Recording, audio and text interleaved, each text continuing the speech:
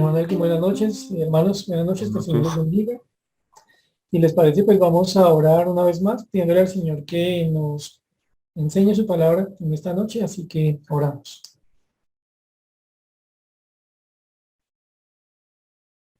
Padre bendito y Señor Dios, te damos gracias por la bendición, Señor Celestial, de estar aquí reunidos, por los hermanos que han podido participar del tiempo de oración y los motivos de oración que han conocido para estarlos presentando delante tuyo. Gracias también, Señor Celestial, porque ahora podemos escucharte, decidir lo que tú nos quieres enseñar. Y sabiendo, Dios Todopoderoso, que la mejor manera, Señor bendito, de escucharte es estando en plena comunión contigo. No queremos, Señor Celestial, que haya en nosotros pecados que afecten esa comunión. Por ende te pedimos perdón por fallarte, por ofenderte, en tantas formas como tú sabes que lo hemos hecho, Señor, respecto de las cuales no tenemos excusas, Señor, respecto de las cuales solo podemos pedirte perdón, Señor. A la vez que te pedimos, Señor, que en este tiempo nos regales tu palabra. Tú conoces bien, Señor bendito, cuánto te necesitamos. También sabes, Señor bendito, de nuestra incapacidad para poder comprender tu palabra, Señor, por nuestro propio esfuerzo o mérito.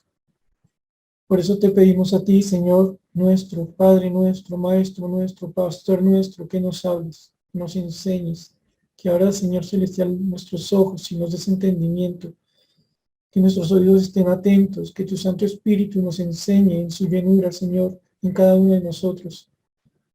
Que esta palabra tuya, Señor bendito, haga en cada una de las vidas de los que la vamos a escuchar aquello para lo que tú le estás mandando, Señor. Que se convierta en esa fe viva, esa fe que es conforme a tu palabra y que te agrada a ti, Señor. Esa fe con la que nos relacionamos contigo, Señor, a través del Señor Jesús. Ayúdanos, Padre bendito, para que tu enseñanza sea en nosotros vida, Señor bendito. En tu misericordia ayúdanos, te lo pedimos. Y gracias, Señor amado, porque sabemos que tú quieres bendecir nuestras vidas con tu palabra. Oramos a ti agradecidos, Santo Dios, en el nombre de nuestro Señor Jesucristo. Amén. Pues mis hermanos, con la ayuda del Señor, hoy vamos a estar estudiando una porción cortica de la palabra de Dios. Eh, Saben ustedes que hay un refrán, una máxima de hace mucho tiempo, esa dice, dime con quién andas y te diré quién eres.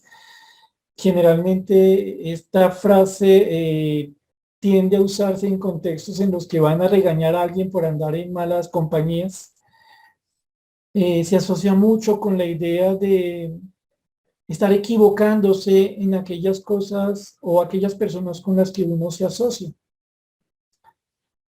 Pero si nosotros pensamos un poco esta frase, nos damos cuenta que la misma se puede adaptar de muchas formas, llevándonos a comprender en últimas que aquellas cosas que nosotros anhelamos se reflejan en gran medida a través de las cosas que nosotros hacemos, con quienes nos asociamos, a quienes evitamos. Es un poco adaptando esta frase del dime con quién andas y te diré quién eres a una versión, a la luz de lo que vamos a estudiar hoy, algo así como dime con quién quieres andar y te diré a quién quieres agradar. Repito, dime con quién quieres andar y te diré a quién quieres agradar. Y esta frase tiene especial valor, mis hermanos, cuando nosotros pensamos la sociedad en la que estamos andando, una sociedad en la que creo casi todo o todo está buscando ofender a Dios de alguna manera. Tal vez ustedes escucharon por estos días el debate que se está queriendo abrir en Estados Unidos porque la Corte Suprema de Justicia, que es el máximo órgano judicial en Estados Unidos, que tiene la capacidad de obligar a los diferentes estados que componen la Federación de los Estados Unidos, pues al parecer quiere replantear su decisión sobre el tema relacionado con el aborto. Y al presidente de Estados Unidos pues, dio a entender. No, ahorita no.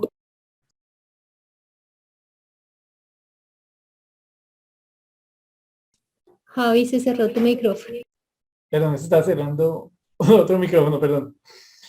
Y tal vez ustedes también se ponen a pensar un poco en la situación nuestra, ¿no?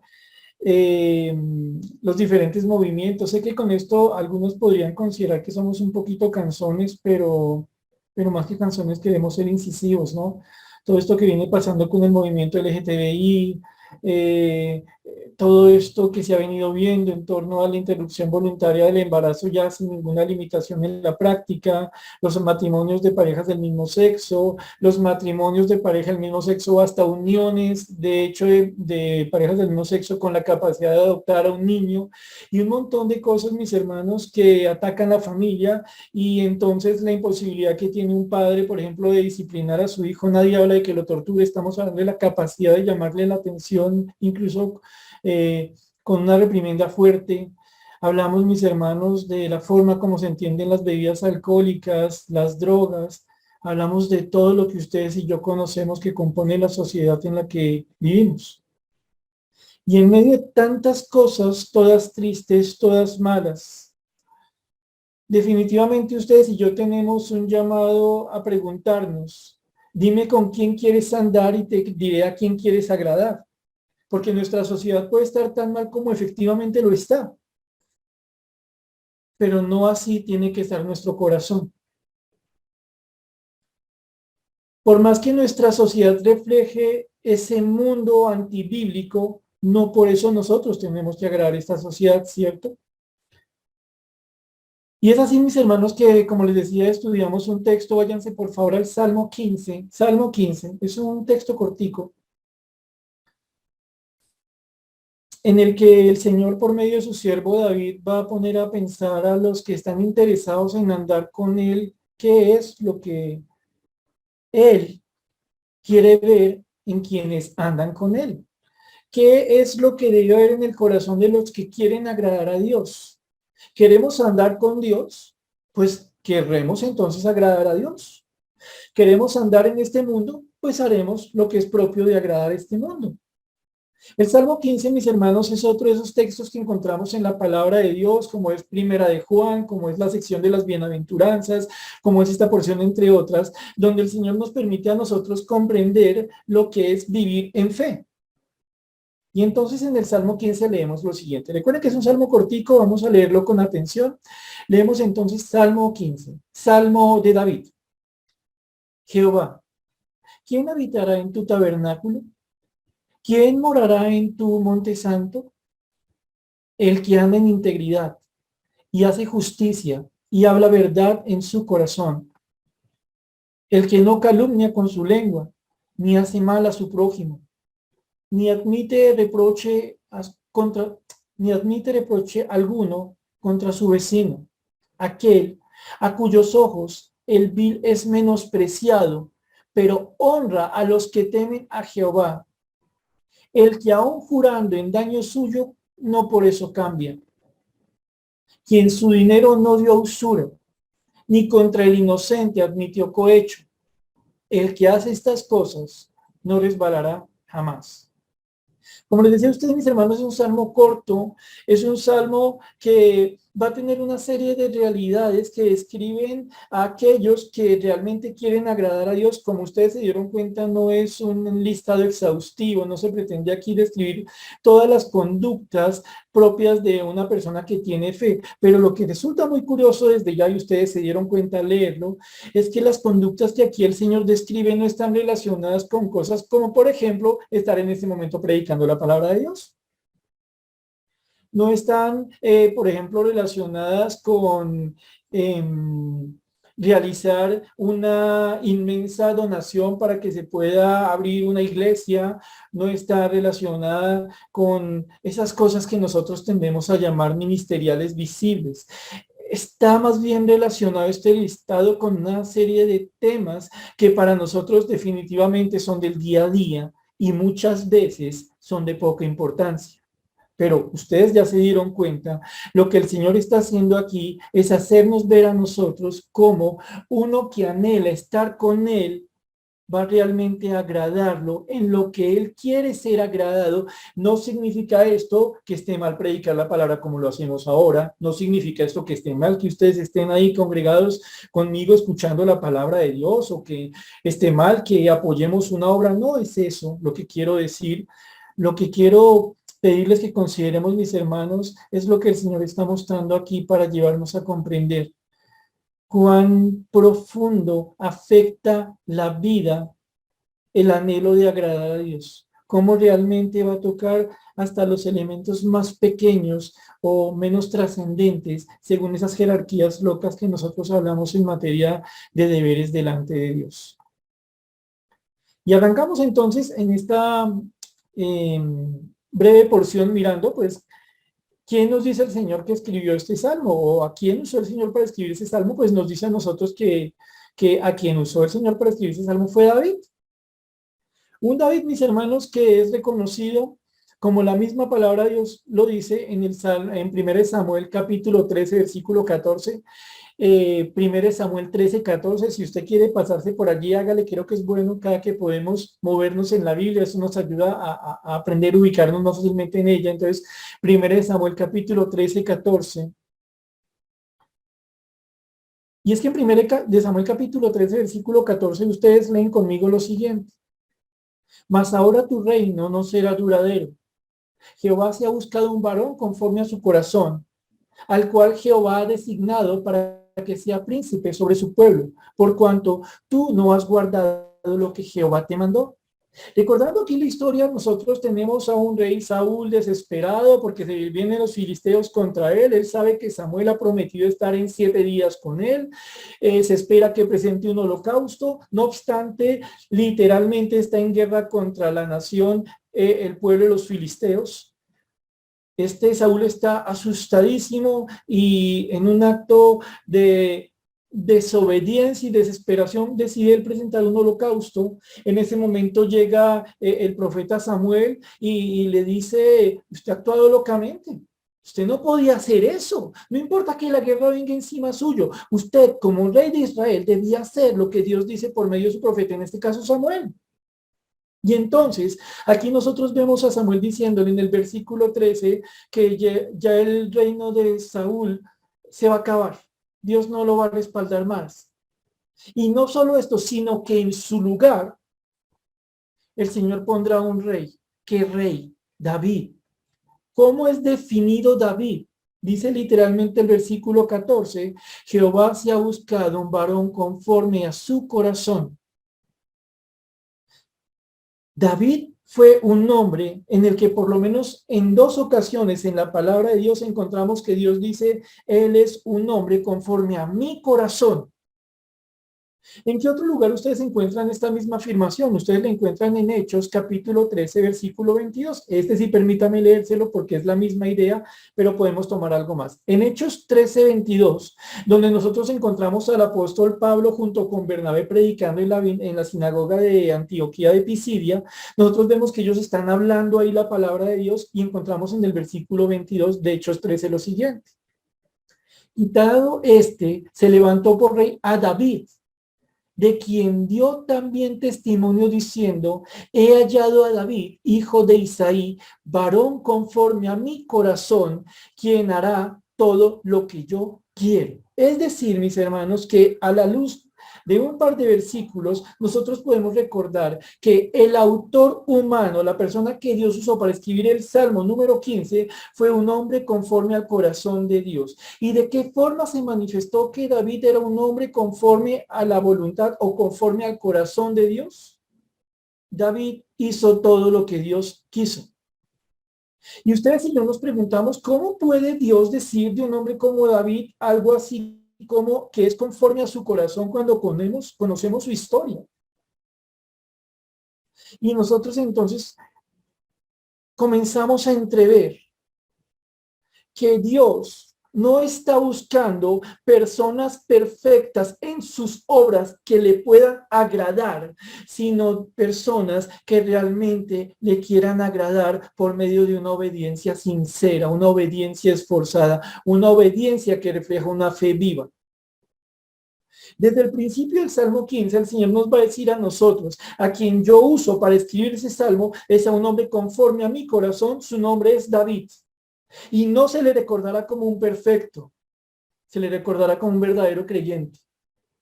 Uno que, en resumen, tuvo una vida buscando agradar a aquel Dios que le llamó para sí. Este mismo David es el que nos dice 2 Samuel en su capítulo 7, que cuando Dios le dio paz a él como rey frente a las demás naciones y le dio tener una casa firme, se preguntó si acaso no era tiempo de construirle un templo a Dios, porque parecía que habitaba como en un tabernáculo. Este hombre David, si me permite decirlo a grandes rasgos, fue un hombre que amó a Dios. Lo amó porque buscó obedecerle. Lo amó porque buscó guardar su palabra. Y cuando cayó, supo dejarse levantar por Dios. Ese es del hombre del que podemos decir ahora que fue el autor material, entre comillas, del Salmo 15. Ténganlo por favor presente porque lo que viene a continuación debe ser entendido no desde el punto de vista del perfecto, sino del punto de vista del creyente. Ahora, ¿qué dice la pregunta presente en el versículo número 1 del Salmo 15? Vamos al Salmo 15 si usted de pronto se había desplazado a 1 Samuel o a Hechos 13, 22. El primer versículo de este Salmo 15 dice así: Jehová. Recuerden ustedes, Jehová. Este es el nombre personal de Dios, es el nombre que Dios escogió para presentarse a sí mismo ante su pueblo, con el cual él se relacionaba con su pueblo. Jehová, ¿quién habitará en tu tabernáculo? Y la idea aquí es interesante. David, como creyente, como un siervo de Dios, le pregunta a Dios sobre quién puede habitar más adelante, quién puede morar en la presencia de Dios. David, como creyente, está mostrándonos aquí un par de cosas por lo menos. La primera de las cuales es que Dios es un Dios personal. Es decir, un Dios que tiene una personalidad, que siendo tres personas y un solo Dios tiene un carácter, tiene una forma de ser, que es alguien quien se agrada o que se agrada en relacionarse con los que en él creen. Este Dios, mis hermanos, del que hablamos, este Jehová, en el que ustedes y yo hemos confiado, para nada se parece a los demás dioses. Ante todo, este es el único Dios verdadero, el Dios que se puede escribir con esa D mayúscula. Y lo es, entre otras grandes cosas, porque es el Dios que se da a conocer al hombre, porque es el Dios que habiendo creado al hombre, tiene por anhelo revelarse al hombre para que el hombre le conozca y conociéndole le obedezca y obedeciéndole le pueda glorificar. Este Dios a quien David le está preguntando, Señor, ¿cómo se habita en tu tabernáculo? ¿Cómo se mora en tu monte santo? Es un Dios que cambia el corazón de las personas. ¿Qué personas? David, ustedes y yo. Sí, tan de carne y hueso como lo que estamos hablando. Lo que encontramos aquí es la pregunta de un creyente. ¿Cómo tener una correcta relación con Dios? Claro, esta es la pregunta también que si ustedes se dan cuenta va a estar en el alma de uno que está a puertas de poner su confianza en Dios. Uno que se pregunta qué debo hacer para ser salvo. Pero sin duda alguna, mis hermanos, esta pregunta del versículo 1 no es la pregunta del ateo ni del apático. Un ateo no se preguntará cómo morar en el lugar donde habita Dios porque para él Dios no existe. Y un apático no se preguntará cómo tener una relación con Dios porque aunque cree en Dios, no le importa. Es aquí donde, mis hermanos, desde el primer versículo de este salmo, ustedes y yo nos ponemos a preguntarnos sobre si nosotros en nuestro andar con el Señor de cada día nos preguntamos, Señor, ¿cómo se vive en comunión contigo? ¿Cómo se anda a tu manera? ¿Cómo se anda buscando agradarte?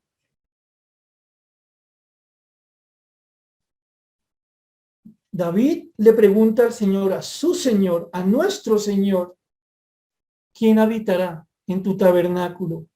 ¿Quién puede ser como un peregrino que va caminando y se detiene y al lado del camino encuentra una carpa y entra a esa carpa y puede habitar en ese lugar? Recuerden ustedes que la idea de tabernáculo es la idea de tienda.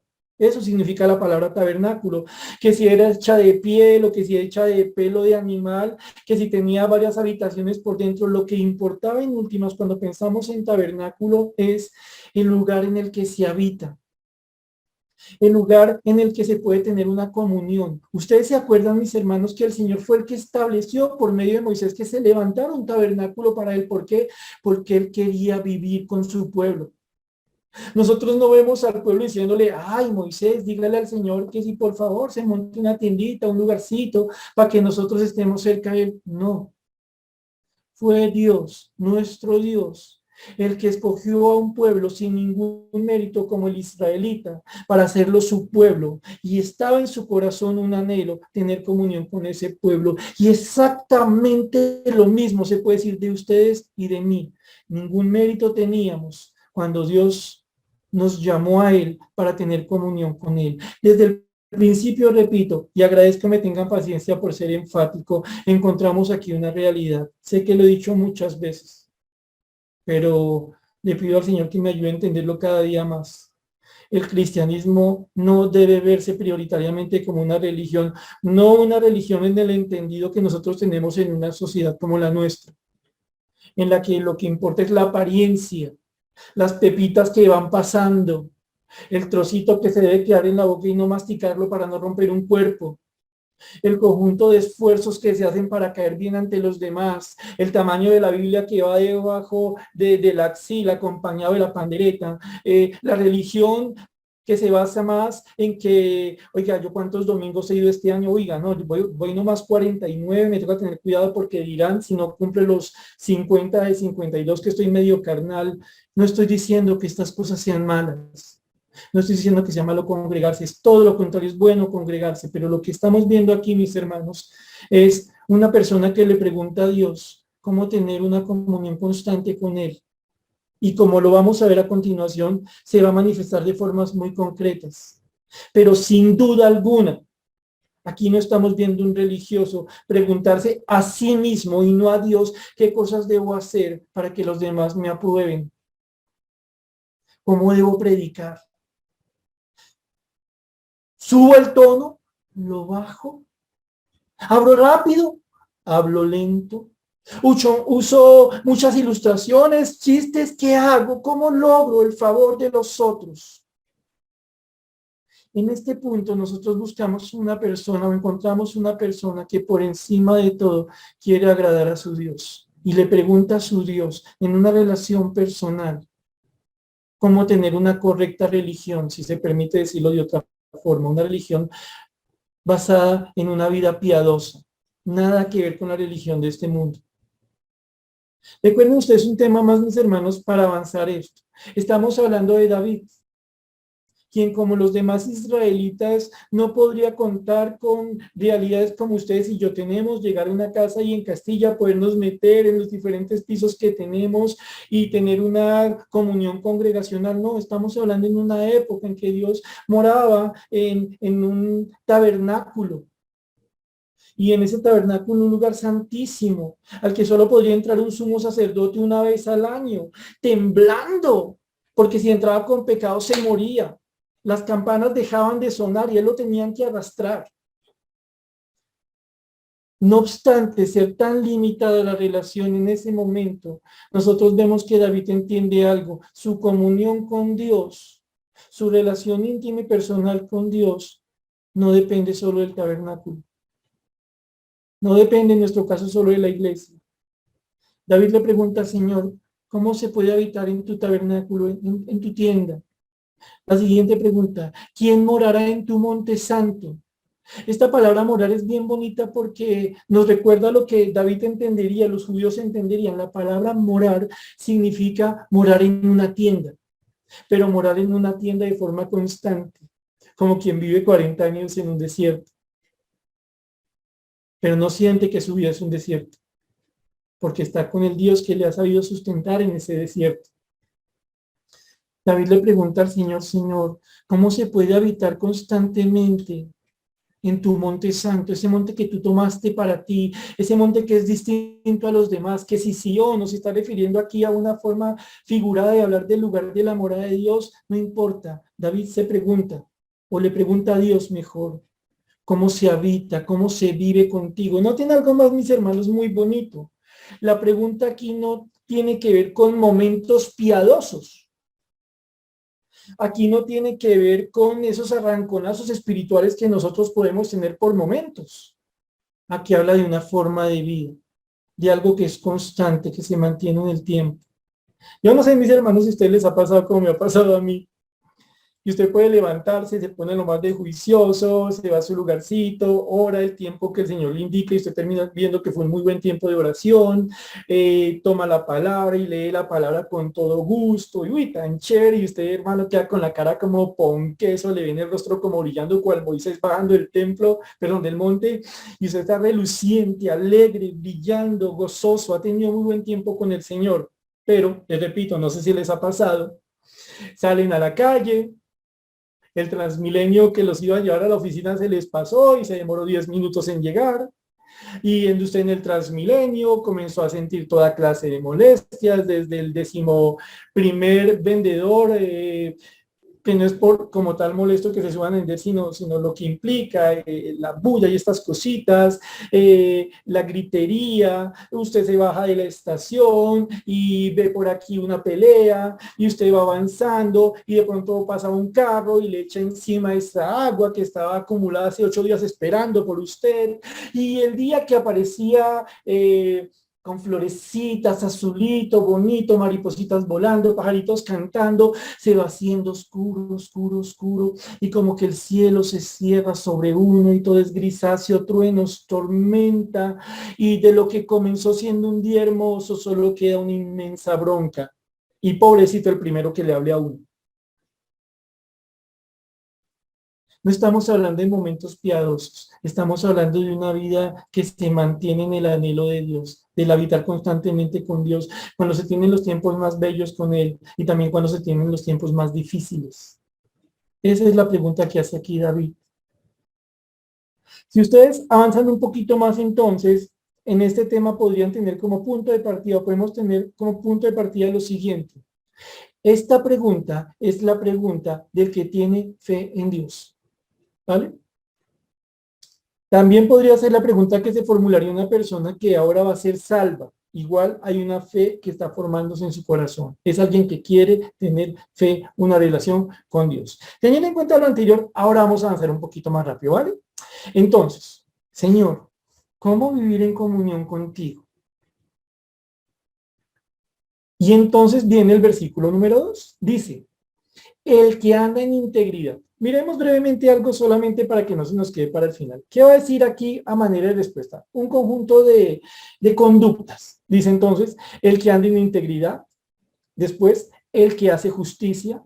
Después, el que habla verdad en su corazón. Si pasan al versículo 3 se encuentran, el que no calumnia con su lengua, que ni hace mal a su prójimo, que ni admite reproche alguno. Si pasa al versículo 4, ve aquel a cuyos ojos el vil es menospreciado, el que honra a los que temen a Jehová, el que aun jurando en daño suyo no por eso cambia.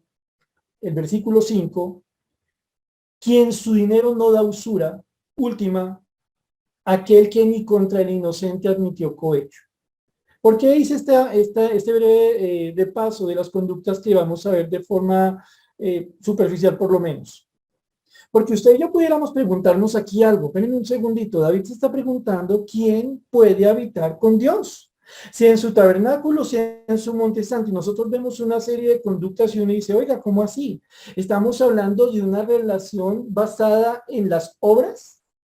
¡Wow! Nos acordamos de lo que hemos venido aprendiendo en Santiago. No, estamos hablando de una genuina relación con Dios que no tiene nada distinto que a un acto de constante obediencia. ¿Y cómo se ve esa constante obediencia? Por medio de obras. ¿Qué clase de obras? Obras que reflejan una fe verdadera. Así que lo que nosotros vemos en estos versículos no es un hombre esforzándose por ganarse un lugarcito en la habitación de Dios. No es un hombre que se cansa en sus fuerzas, en su capacidad por ganarse el favor de Dios. Es un hombre que ha recibido la gracia de Dios y se da cuenta de algo. La gracia de Dios no puede dejar que una vida siga siendo la misma. No tiene sentido pensar que aquel a quien ha tomado el Dios del universo no se le va a notar. Quien anhela tener una relación genuina con Dios tendrá una vida transformada por esa relación con Dios. Cualquier otra opción suena a autoengaño. Así que miren las cosas que vienen a continuación, miren esas conductas que el Señor describe como propias de una persona que realmente busca agradarle a Él. Dice, el que anda en integridad. Y esta palabra integridad es fuerte, porque la palabra integridad refiere a algo que es entero, que es completo, que es total, que no se separa como por partecitas, sino que la totalidad de esta persona está comprometida con guardar la palabra de Dios de forma que no se permite tener áreas de su vida que puedan ser consideradas como de mala vida. Cuando hablamos aquí de integridad, estamos hablando de una persona en la que la palabra de Dios ha hecho tal obra que todas las áreas de su vida tienen un compromiso por agradar a Dios. Su totalidad busca estar libre de mancha. Esto es interesante, mis hermanos, porque esta misma palabra que ustedes encuentran aquí como integridad es la que describe a los requisitos que tendría el Cordero Pascual en Éxodo capítulo 12, versículo 5. Ese cordero que el Señor le mandó a los israelitas por medio de Moisés que tuvieran para celebrar la primer Pascua, que era un cordero sin mácula, nos lleva a pensar a nosotros en lo que es en este caso andar en integridad. Una vida que no consiente voluntariamente tener manchas. Una vida que se regocije en el Señor por aquellas cosas en las que se están dando en pleno acuerdo con la voluntad de Dios, pero que también tiene un serio compromiso con el Señor de no permitirse derrotas o no permitirse más derrotas. Una vida que entiende dos realidades que se mezclan a la vez y que no son contradictorias. La primera de las cuales es Dios quiere una vida en justicia y la segunda cosa, Dios demanda arrepentimiento. Ambas realidades deben estar presentes en el corazón de uno que quiera andar en integridad. Por un lado, un anhelo por obedecer a Dios sin concesiones. Y por otro lado, la comprensión de que como todavía somos pecadores y está la realidad de pecar contra Dios, lo que nos exige el Señor es que inmediatamente nos volvamos a Él en el arrepentimiento. Por ende, una vida en integridad, como lo dijimos al comienzo, no es la vida que no falla. Es la vida que se esmera por no fallar y que en obediencia sabe reaccionar cuando falla, en arrepentimiento ante el Señor. ¿Qué nos dice aquí el Señor? ¿Quién es aquel que quiere morar con el Señor? Uno que anda. Recuerden que la palabra andar refiere a una forma de vida, no solo un acto, una foto, es un video, ¿vale? Anda en integridad. Segunda cosa, hace justicia. Y esta expresión, hacer justicia, es bien bonita, una vez más refiere a una práctica, pero aquí la palabra justicia tiene un concepto, o mejor un significado desde el punto de vista jurídico, de lo legal. Significa, aquel que quiere hacer lo que es según el derecho, primeramente para con Dios, el que es el legislador, y segundo, para con su prójimo. Es decir, una persona que quiere andar conforme a la voluntad de Dios, una persona que quiere andar en comunión con Dios, toma la palabra de Dios y se da cuenta de algo. Dios no está dando opiniones. No. Cualquier persona puede dar una opinión sobre cualquier tema, pero cuando Dios habla, su palabra es soberana. Sus dichos son seguros. Sus mandatos son inamovibles. Y lo único que ustedes y yo, mis hermanos, podemos hacer frente a los mandatos de Dios es aceptarlos, es acomodarnos, someternos, obedecerlos. ¿Quién es aquel que hace justicia? El su derecho, su norma, y ajusta su vida a ello, en su relación con Dios y en su relación con los demás. Entonces miren cómo va la cosa hasta ahora. Señor, tú me has dado a conocerte. Yo quiero saber cómo anda uno, Señor bendito, que te conoce. Primer cosa, no consienta áreas de la vida manchadas. No, sea íntegro. Esmérese en obediencia, en la gracia, en la fuerza del Señor, por tener una vida completa que agrada a Dios. Esto no implica no luchar. Eso lo hemos aclarado. Segunda cosa, cada que lea la palabra de Dios entienda que está leyendo al legislador divino. Lo que usted encuentra en la palabra de Dios es la voluntad soberana de Dios para su vida. Y si Dios es soberano y nosotros sus siervos, a nosotros lo que nos toca es obedecer en nuestra relación con Él, en nuestra relación con nuestro prójimo. Listo, Señor. ¿Qué más tienes que decirnos? Tercer cosa, habla verdad en su corazón. Aquí la idea es sencilla.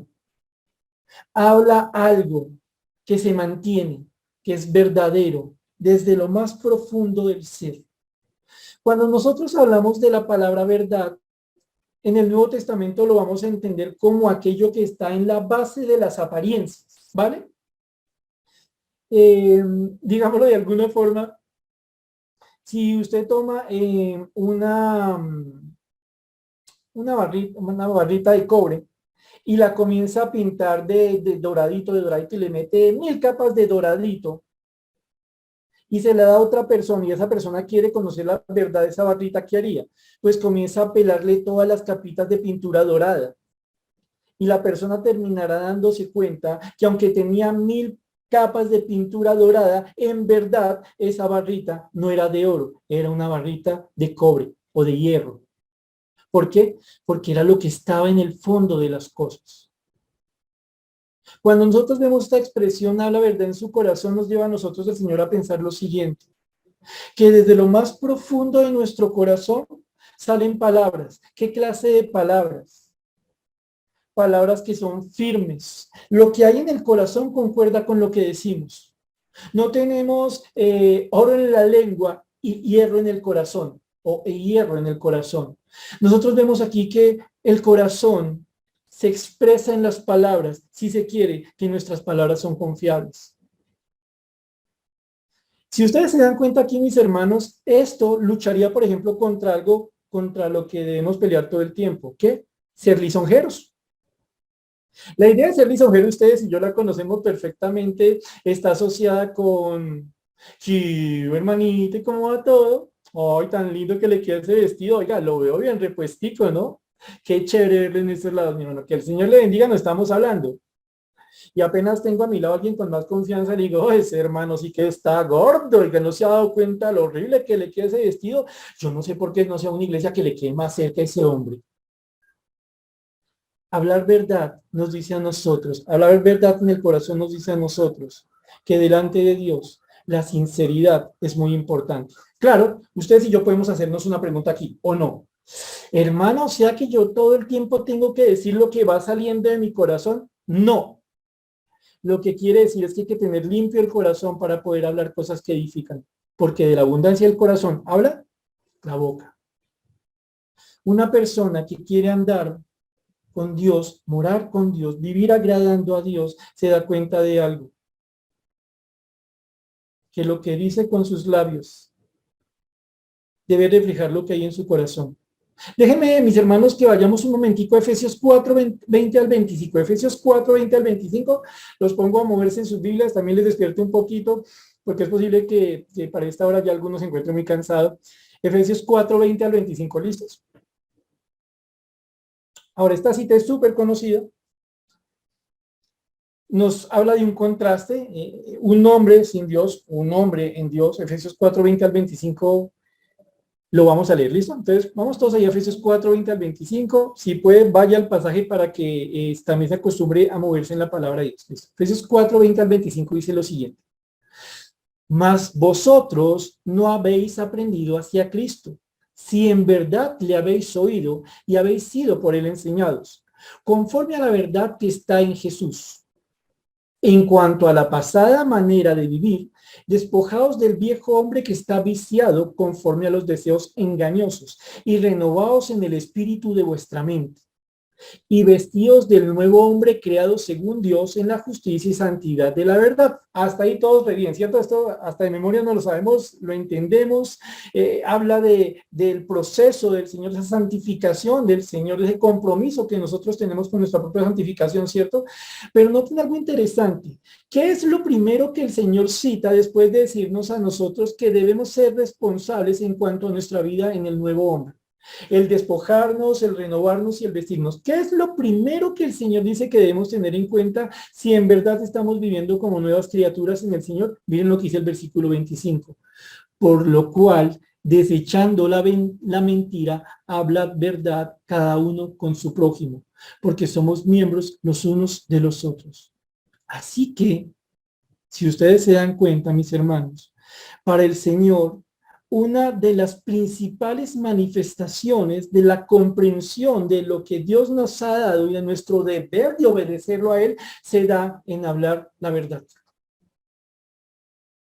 No ser lisonjeros, no ser hipócritas, no ser aduladores, no engañar, no mentir, y tantas otras cosas que en nuestra sociedad, seamos francos, se aceptan como pecadillos, pero que delante de Dios son una completa ofensa. Al punto que, repito, en Efesios 4, 20 al 25, la primer conducta que el Señor quiere que esté presente en uno que realmente ha nacido de nuevo, que se despoja, se renueve y se viste en el Señor, es hablar verdad. Interesante, ¿cierto? No profundizo más sobre esto porque vamos a ir un par de cositas más y gracias al Señor también se ha venido viendo en Santiago con el pastor Alex. ¿Cómo vamos con nuestro recuento de las cosas que debiéramos anhelar a tener en nuestro corazón, que deben ser parte de nuestro andar con temor y temblor en esa salvación que el Señor nos ha dado, de anhelar vivir nuestra salvación como debe ser? Pues el Señor nos ha dicho hasta el momento. Mire, 1, ande de forma íntegra. Toda su vida está rendida a los pies del Señor. No se permita áreas reservadas para usted. No se permita manchas. Segunda cosa, haga todo lo que es conforme a la palabra de Dios, para con Dios primeramente y para con su prójimo. Recuerde, Dios no sugiere, Dios manda.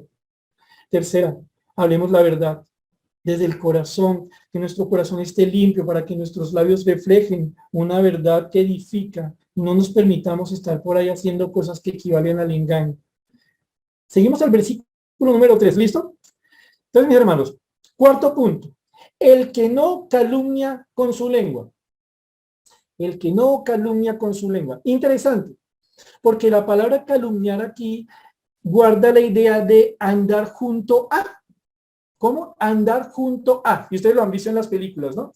De pronto ustedes ven que alguien se quiere ir, se quiere meter en una casa, sea de pronto a que la va a robar o que quiera hacer alguna cosa, entonces usted ve que va así como bajitico y se asoma por la ventana y mira con disimulito, cosa que no lo vean. Esa es la idea de andar junto a en esta expresión, calumniar. La idea más precisa, si quieren, es la de espiar. Lo que el Señor aquí nos está diciendo es que nosotros, los que hemos confiado en Él y queremos morar, vivir agradándole a Él, vivir en comunión con Él, no nos podemos permitir la vida de un espía chismoso. Veía una expresión aquí interesante, me llamó la atención, dice, no ser un correveidile, no ser un vaya y cuente. La idea de la calumnia que ustedes encuentran en este versículo es la que se basa en estar chismeando. Bueno, suena más bonito, siendo detractores. Yo no sé, mis hermanos, si a ustedes les ha pasado, pero dicen por ahí que el chisme es un deporte nacional. Y alguno dirá, qué exagerado, hermano. Mire, con todo respeto, nomás mire las sesiones las noticias y las partes que tiene, ¿no? Unos minuticos, noticias nacionales, unos minuticos más corticos, minutos, noticias internacionales, una franja mucho más amplia para deportes y el resto farándula. ¿Y qué es farándula? ¿Qué tal se casó con tal? ¿Qué tal se divorció de tal? ¿Qué tal tuvo tal hijo? ¿Qué tal le hicieron? ¿Qué tal le dijeron? Y si han dado ustedes cuenta, mis hermanos, que en los horarios más cotizados del fin de semana hay programas dedicados exclusivamente al chisme. Pero para que no lo pongamos tan lejos, ¿se ha dado cuenta, mi hermano, la facilidad con la que uno se pone a hablar con otras personas lo que no debiera de otras personas que no están presentes? Sé que lo he dicho antes y créanme que al decirlo reconozco que el Señor tiene mucho que trabajar conmigo todavía esto. ¿Cuántas veces, mis hermanos, nosotros no andamos espiando la vida del otro? Ay, ese hermanito lo vi todo airado. Ay, cómo le está hablando a la esposa. Uy, horrible. Uy, qué. Y entonces vamos y buscamos a nuestro amiguis. Ay, hermanito, hermanita, mire, es que el otro día yo iba para allí, me di cuenta que el hermano X le habló más feo, entonces yo le pido, por favor, oremos al Señor para que oren la vida de ese hombre. Mis hermanos, eso es chisme, eso es chisme, por más que lo queramos maquillar. Y no importa si lo hacemos con uno o con un grupo de oración completo, sigue siendo chisme. Cuando nosotros queremos estar viéndole la vida a los demás con la intención de inspeccionarlos, de espiarlos, para que lo que vemos se convierta en noticia, llámenlo como lo quieran llamar algunos, es chisme. Y es la base de la calumnia. Y saben, si ustedes se dan cuenta, es la segunda vez que el Señor cita algo relacionado con la lengua al hablar de los cuidados que debemos tener si en realidad queremos andar agradándolo a Él. El que no calumnia con su lengua. Y en esto, mis hermanos, yo tengo que ser franco. Todos, incluyendo los siervos, tenemos que aprender mucho de esto. Porque a veces incluso sobre pretexto de asuntos ministeriales nos ponemos a hablar cosas que no debiéramos hablar. Y nosotros debiéramos tomar frente a esto una decisión. Incluso si eso tiene que aplicarse a mí mismo. Hermano, por favor, no me diga eso. No lo voy a escuchar. No me interesa participar de algo que es chisme y que va a ocasionar calumnia. Si Dios me permite a mí conocer algo de un hermano, lo trabajo con mi señora solas. Y si algo Dios me manda a hablar, lo hablaré con ese hermano y con nadie más. ¿Cómo vamos en el recuento de cosas? Andar en integridad, hacer justicia, hablar la verdad, no calumniar o no ser chismosos, no ser espías que mueven el chisme.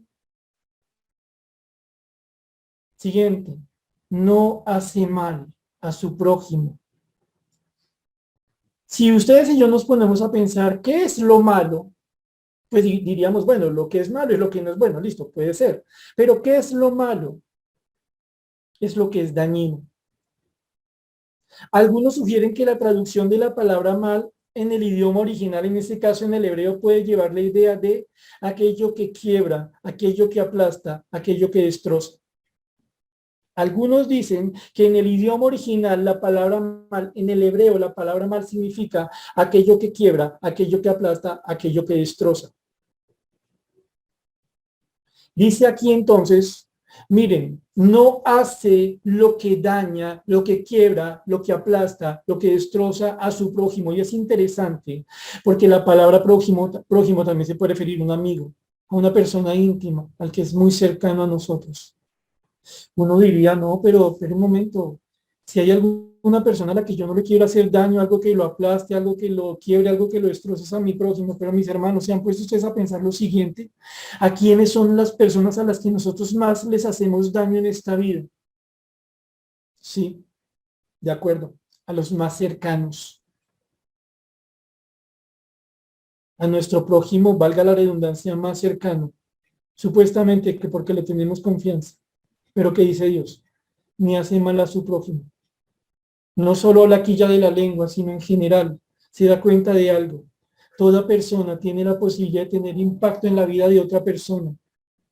Y un verdadero creyente, uno que quiere andar en comunión con Dios, es consciente que Él ha sido dado para edificar a otros, no para aplastar, quebrar, destrozar, no para dañar. Avancemos un poco más que el tiempo se nos está yendo. Versículo número 3, parte final. Ni admite reproche alguno contra su vecino. La palabra admitir es interesante porque refiere a tomar para uno, como quien recibe algo y lo quiere llevar consigo.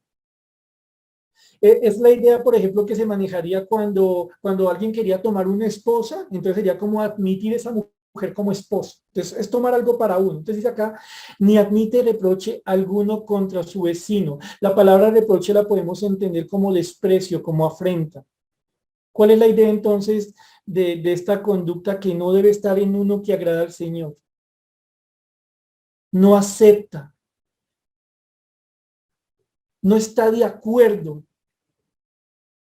con que se desprecie, con que se afrente a la persona que Dios ha puesto a su lado, sea amigo, sea prójimo, sea próximo. Y entonces ustedes se dan cuenta aquí de algo interesante, lo charlamos hace un momento. Por un lado, debemos tener una lucha franca y decidida y radical contra ser chismosos, contra calumniar, ¿cierto? A veces, mis hermanos, nosotros decimos, no, pues yo no soy chismoso, lo que pasa es que a mí todo el mundo me quiere contar lo que hago. A mí todo el mundo me llama.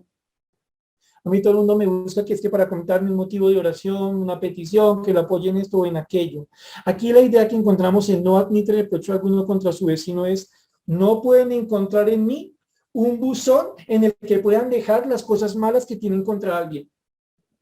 Ay, no, hermano, lo que pasa es que yo estoy aquí en consejería, entonces yo vengo a hablar con usted y pues obviamente me toca hablar pestes de mi esposa, de mi esposo, de mi hijo, de mi hija. No, mis hermanos, los espacios de consejería no son espacios para desahogar nuestro pecado. Cuando yo quiero hablar con alguien en términos de consejería, yo debo reconocer algo. Dios quiere trabajar en mi alma. Y si algo va a hablarse de otra persona, pues que esa persona esté presente. La consejería no debe ser un espacio en el que yo, so pretexto de buscar ayuda, acabo con la honra de otra persona. Y los consejeros no podemos permitirnos a nosotros tomar eso so pretexto que es que la persona tenía que desahogarse. No, los creyentes no nos desahogamos, los creyentes dejamos nuestras cargas en oración ante el Señor. No podemos admitir o seguir admitiendo desprecio contra otras personas, no importa la excusa. Y tal vez a usted en este punto, mi hermano, le pueda resultar un poco chocante porque dirá, hermano, pero yo qué hago si una persona viene a pedirme que le escuche, está llorando, está demacrado, está cansado con los sufrimientos, yo cómo le voy a decir que no le escucho ciertas cosas. Mis hermanos, no hacemos bien cuando consideramos que cualquier cosa es válida en un tiempo de consejería. Si la persona realmente quiere ayudar, le podemos decir tranquilamente, mire, vamos a hablar aquí, usted y yo, bajo la guía del Señor, de las cosas que tengan que ver con ustedes exclusivamente, mi hermano, no con otra persona. Vamos avanzando, que son las 9:29, y se nos va el tiempo. Hagamos la recapitulación breve de cosas que el Señor quiere en nuestras vidas. Una, andar en integridad.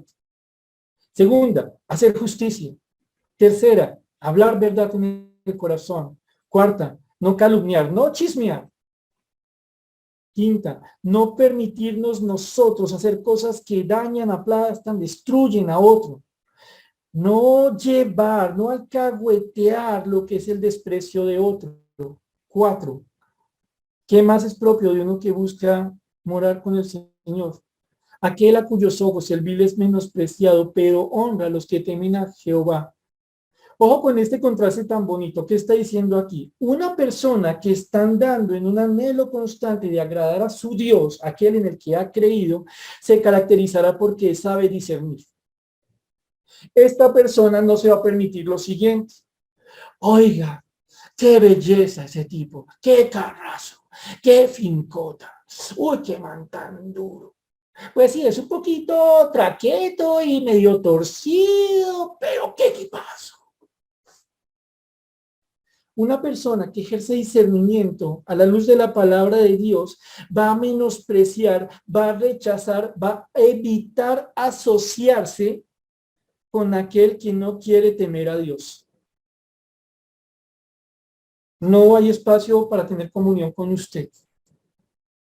No se trata de odiarlo, se trata de que yo no la voy con lo que usted la va, porque eso no le agrada a Dios. y no me importa cuánta plata, cuánta posición, cuánto prestigio tenga, usted no va a ser socio de mi vida.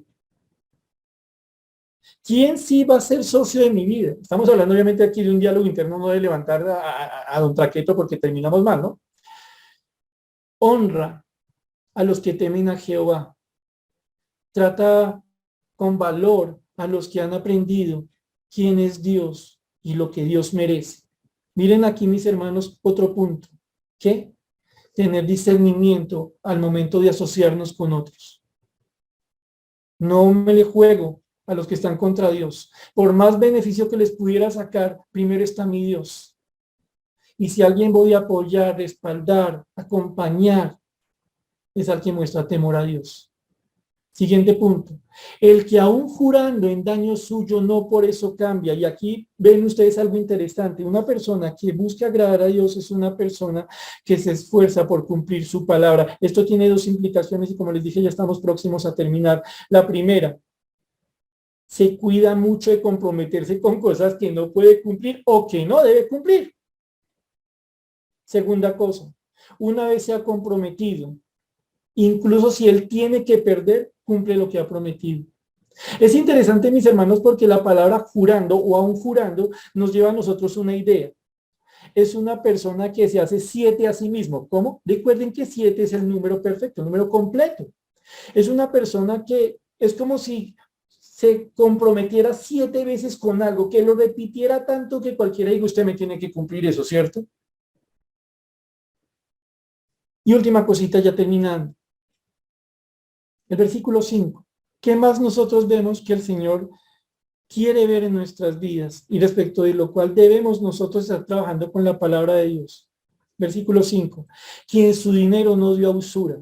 Es decir, una persona que no busca lucrarse del dinero que presta. Ustedes saben que para un judío estaría prohibido conseguir interés si le prestaba a otro judío y que podía cobrarle interés a un gentil si le prestaba dinero. Pero aquí la idea es, cuando usted ve a alguien pasando necesidad, usted no va a querer sacarle provecho a esa necesidad. No hay tiempo para eso. El corazón no tiene espacio para esa cosa. Última cosa. Ni contra el inocente admitió cohecho. Usted está llamado a tomar una decisión, usted está llamado a participar de esa decisión con base en lo que usted sabe. No importa lo que corra pierna arriba, como dicen por ahí, tan solo se dirá la verdad, sin importar si esa decisión, si ese decir la verdad puede afectar a una persona que pudiera generar para nosotros un provecho. No importa cuántas cosas me puedan ofrecer a mí para decir algo que no es cierto, yo no lo voy a permitir porque en el fondo hay alguien a quien le puedo hacer daño, un inocente, un libre de culpa. Le cuento y sacamos la conclusión. ¿Qué nos ha dicho Dios? Hay una serie de conductas, cosas que Él va causando en el alma de los suyos, que debemos nosotros buscar si las tenemos y si no las tenemos, trabajar en ellas. Una, andar en integridad, no permitirnos manchones en la vida, no consentirlo. Andar en justicia, haciendo lo que es según la palabra de Dios, con Dios y con nuestro prójimo. Hablar lo que es verdadero desde el corazón, ser sinceros, ser confiables desde el corazón. No permitirnos ser unos chismosos. No andar haciendo lo que daña, lo que quiebra, lo que aplasta. No hacer mal a su prójimo. No nos permitimos nosotros tomar para nosotros cosas que hacen daño a otro. No admitimos reproche alguno contra el vecino. Nosotros no la vamos con el que está contra Dios. No lo aplaudimos ni nos queremos asociar con él. Menospreciamos la vileza y honramos al que teme a Dios. Nosotros, para la gloria y por la misericordia del Señor, entendemos que debemos tener cuidado al comprometernos, de poderlo cumplir. Y una vez nos comprometemos, hay que hacerlo. Nosotros no buscamos sacar provecho del que está necesitado. Nosotros no nos permitimos, ni siquiera cuando eso implica que nosotros perdamos, tomar una decisión que vaya a afectar a un inocente. Todo esto porque el que hace estas cosas no resbalará jamás. Miren algo, mis hermanos, y termino. ¿Cuál fue la pregunta con que nosotros arrancamos? La pregunta que hacía David a su Dios, la pregunta que nos hacemos nosotros: ¿quién habitará en tu tabernáculo? ¿Quién morará en tu monte santo? Acabamos de leer las respuestas. ¿Saben qué significa morar en Dios? ¿Saben qué significa tener comunión con Dios? Que la vida de aquel que ha confiado en Dios no puede resbalar. Que la vida de aquel que ha puesto su confianza en Dios buscando agradarle a Él es una vida que se mantendrá en Dios, en comunión con Dios, en confianza en Dios. Sencillamente no resbalará jamás. ¿Por qué? Porque ha confiado en Dios. Como dijimos al comienzo y terminamos en oración. Tuvo que escoger esta vida igual que ustedes y yo, a quién vamos a agradar. Como decíamos nosotros, alterando una frase que se acostumbra: dime con quién quieres andar y te diré a quién quieres agradar. Mis hermanos, una pregunta para ustedes y para mí: ¿a quién queremos agradar? Dependiendo de a quién queramos agradar, va a cambiar nuestra forma de andar. Que Dios nos ayude para que nuestro andar busque agradar a Dios y tener esa firmeza en el Señor. No hay mayor bendición que esa en esta vida, ¿no les parece? Terminamos en oración. Oramos. Padre bendito, Señor, te damos gracias por tu palabra esta noche, por la bendición que hemos tenido de estudiarla y escuchar, Señor bendito, de tu parte.